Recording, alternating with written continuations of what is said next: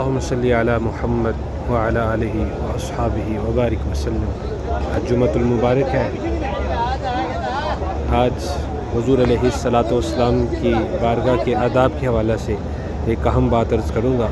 اللہ تعالیٰ آپ سب کو بار بار رسول کریم صلی اللہ علیہ وآلہ وسلم کی بارگاہ کی باادب حاضری نصیب فرمائے۔ جب آپ یہاں پہ آئیں، یہ بہت بڑی بارگاہ ہے، ادب کی بارگاہ ہے۔ ادب پہلا کرینہ ہے محبت کے کرینوں سے۔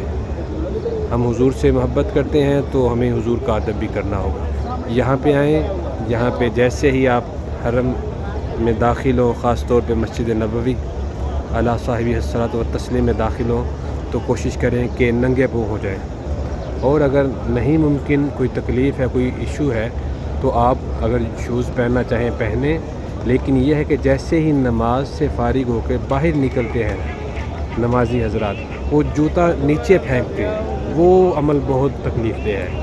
کوشش فرمائیں کہ بڑے آرام سے جھک کر رکھ لیں، جو جھک گیا اللہ اس کو اور عزتیں دے گا۔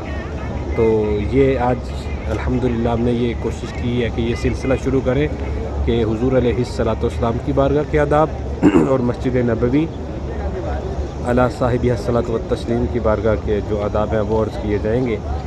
بعد از خدا بزرگ تو ہی قصہ مختصر۔